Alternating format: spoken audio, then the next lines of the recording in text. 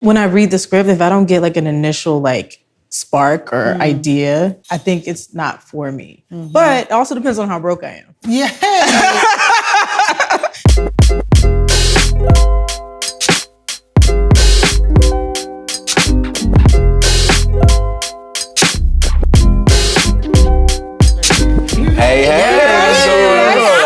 I'm so excited. I can't wait to do this. So excited. What are we gonna cook today? Today, so we got some Ghanaian jollof rice.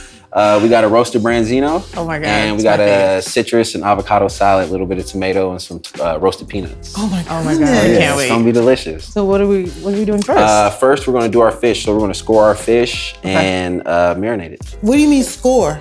So score, we're gonna put these like lines in there. Oh so yeah, like a score. You score the fish. That's it. You know what I mean? We're gonna massage that with our marinade. Okay. You know, I'll let y'all taste the marinade too. All right. It's like ginger, garlic, habanero. Are we gonna also stuff the fish? Or yeah. You sound like you have experience with this. A little bit. Okay.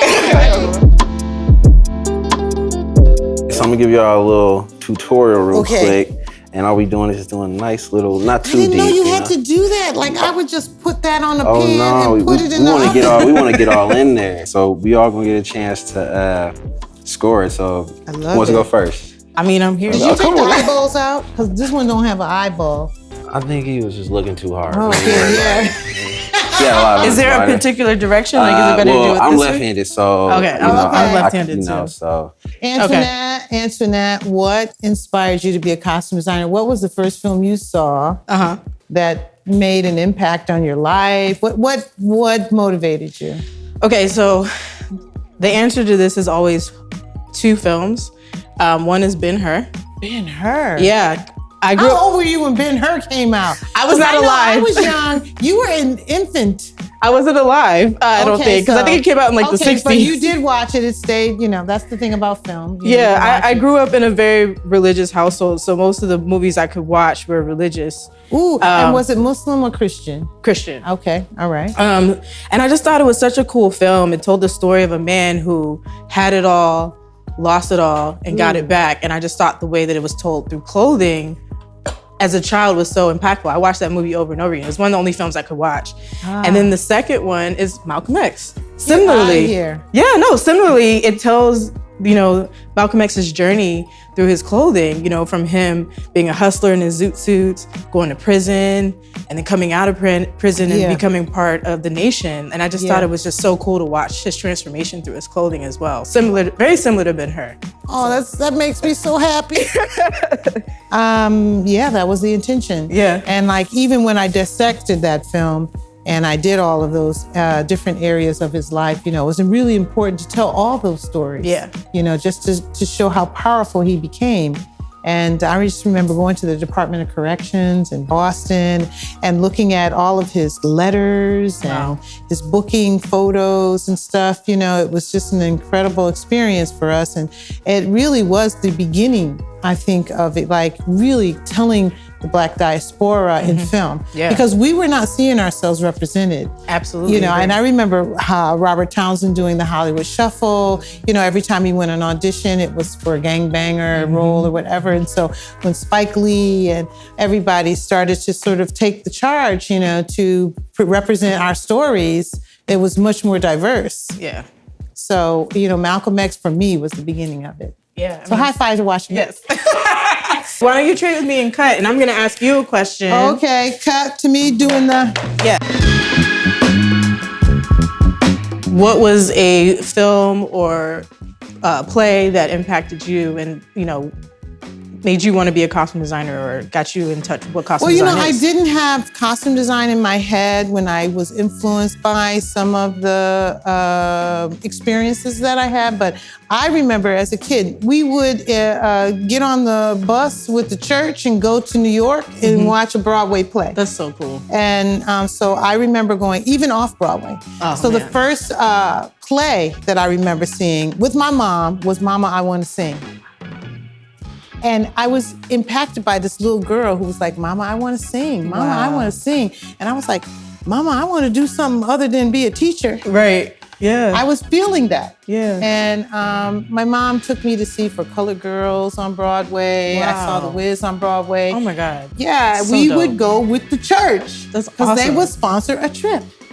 And that influenced me. I think, all of those, it's like accumulation of, what happened there, what happened in my home. My brothers were artists and they were painters. I would just copy them. I'd see something they did and I'm like, I want to do that. I'm going to do the exact same thing. Well, that's how you learn as a kid, is by That's how copying. I learned. Yeah. And, just growing up in Massachusetts and being so close to New York, that was the thing that we did. We went to New York to Broadway. That's dope.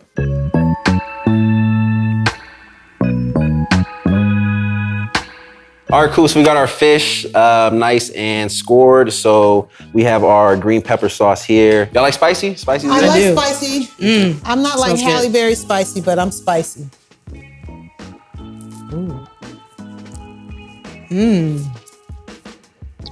Oh my God, it's so hot. I need some water. It does have a bit of a kick. Is it spicy? Cook So sauce. it's perfect for cooking. Yeah. It ain't perfect for tasting.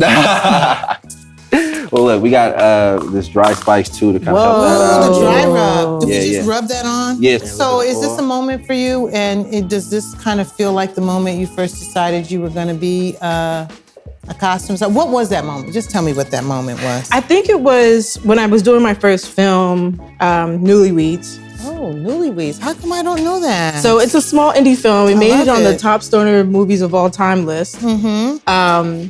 Really funny movie. But I remember being in we shot it in Brooklyn. We based most of the operations for the film out of our brownstone we all lived in together. Oh, love it. It was like pretty much an artist collective. And I remember being in my home studio and I'm literally like making a leather hat, from scratch out of like scrap leather, because it was so low budget. Like I think I had like a leather skirt from the thrift store that I turned into a hat, and I'm sewing it at my sewing machine, and I'm like, oh man, I'm really doing this. Like I was like, I'm really doing this. You were like feeling like I'm actually like performing as a costume designer. Yeah, I was like, I'm doing this. I'm sewing, I'm doing fittings, I'm Love dyeing it. things, and I was all doing it in my home, which was crazy, but cool. Yeah. Well, that's how it starts. Yes. That's how it starts, as I never really thought of myself as a costume designer. I didn't really know what that was. I guess I was still researching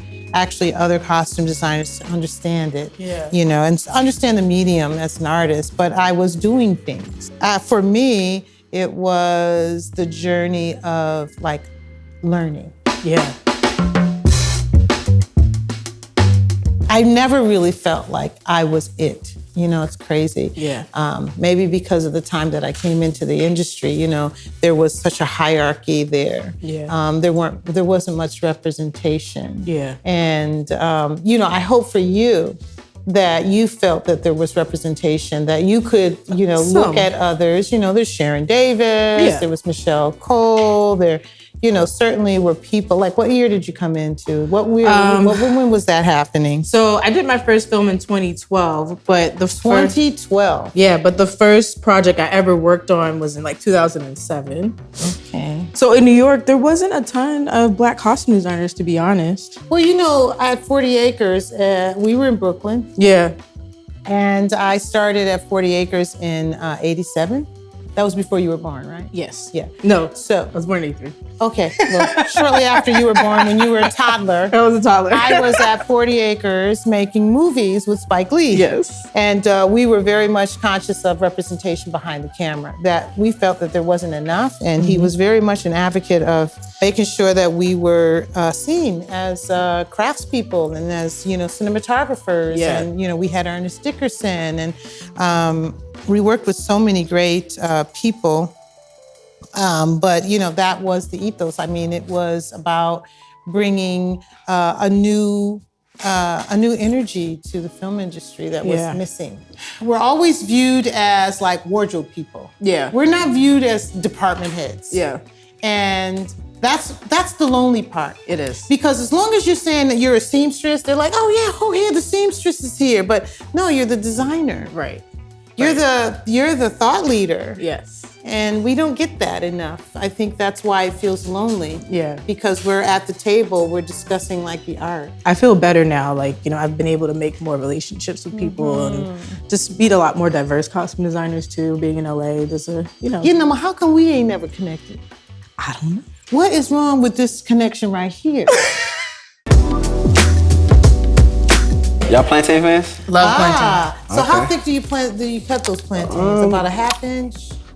Just about like on the bias, just so it's flat on both sides. You get a nice fry. Ooh. So we got our plantains frying. So what kind of oil is that? This is a grapeseed. Oh, grapeseed, because that has a higher heat tolerance. Yeah, and it's like super neutral. I like it, you know what I mean? And yeah, it can withstand that heat, like you said. And then as soon as the plantain come out, finish with a pinch of salt, and that's it. I cannot wait. We like them nice and golden, We don't really want to rush it. What is a costume that you have made that really made you feel like, I'm here?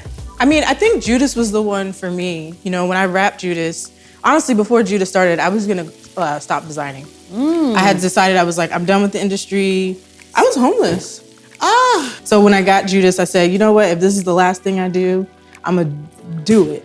I'm gonna do it and I'm gonna feel good about it and I can walk away. You put your heart and soul into it. I did. You put your whole body into it. You put your life into the creation of that film. So what about it do you feel that you see in it now that really like gives you life when you look back at it? To me, that film was a love letter to my community. It was a love letter to the party, and it was a way of venerating our ancestor, Chairman Fred. Yes. And so that's how I approached the film, and I'm just happy that people loved it and they got it. I mean, I remember Spike calling me when he was deciding to make the movie Malcolm X, and he called me one day, and I was living in LA, he was in New York, and he said, don't think about awards or anything. Yeah. Just think about like doing the best job that you can do. And that's what you were thinking about. Absolutely. Are we gonna beat up these peanuts? Yeah. So with these, it's gonna be like a nice crunchy element for our salad. So you wanna use this and just kind of, talk to it a little bit. Get some aggression out. That's it.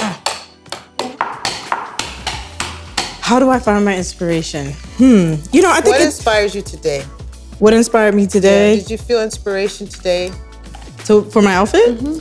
I'm inspired by the 70s a lot. Oh, wow. Yeah, so I have my platforms on. I'm usually not this tall. I'm actually this tall.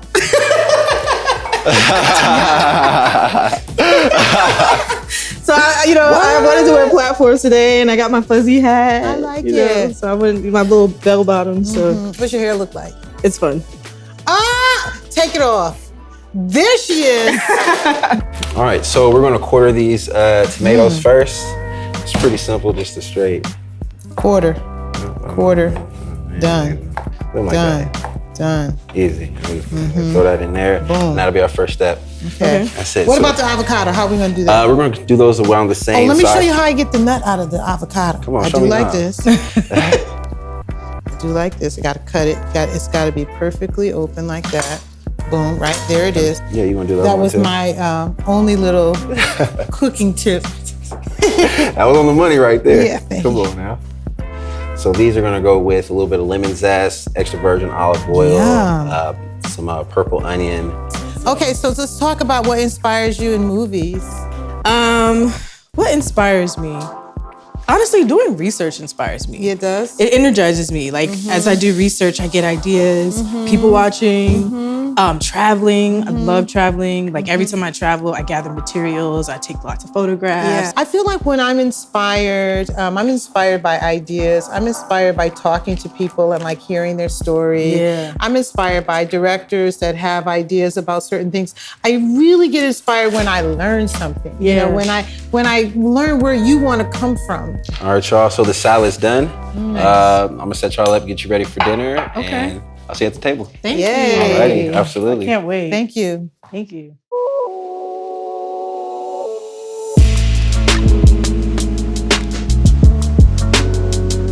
Yes. Onde Orisha. Anji Orisha. Onde Jipwe. Anji Jikwe. Jipwe. Jipwe. Onde Alafia. Anji Alapwe. Alafia. Alafia. Ashe. Ashe. So I'm curious, like, let's just dig in, but like, how do you deal with, adversaries and people that make you feel like you're not enough? A lot of times I think it's people like projecting their stuff onto us. Ooh.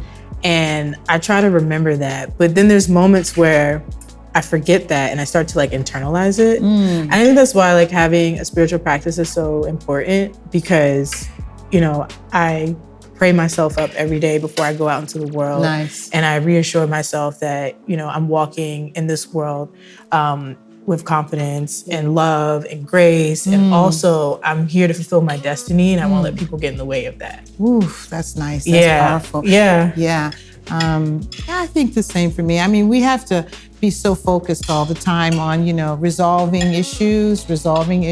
And sometimes those projects, depending on what it is, they have huge mountains to climb. And so I go to bed thinking about trying to come up with solutions. And I wake up in the morning sometimes with a fresh brain. Yeah. And I might forget to breathe. Yeah. So Ruth, indulge me. Now that you've won, not one, but 2 Oscars for Best Costume Design, do you feel pressure to do more, to keep winning Oscars? Like, what is that? What's the impact for you? Well, listen, the win for me, when the first trailer for Black Panther dropped, and I immediately felt that the universe was like shifting by the amount of people that came through my text messages, that asked me questions, that just from the trailer, that started to feel like what we had done was actually being felt in the way that we manifest, and our intention was it was actually coming to fruition. The Oscar was a bit of an industry award, but the real award is like you go through your whole life wanting to present Black culture and do something meaningful, and you finally realize that you did. And I can tell you did your homework, and everybody involved did their homework. Thank you. Beautiful. Thank you. You did your homework on I Want to Dance with Somebody. Thank you. You did your homework on Jodis. Look, that's part of the job. It is. Thank you so much. Thank you for being here. This was amazing. This was like a lifelong dream. I was so excited when I heard it was you. I really was. I was like, is she gonna do it? I'm so grateful. Like, what is this? Oh, it's her? Okay, I'll do it. That was dope. Man, because like, I never would have thought I'd be able to like have a conversation with you on camera and cook and do like this really cool, intimate thing. I grew up watching your movies and just loving your work. So this is just like an honor. Thank you so much. Appreciate you. Cheers. Cheers.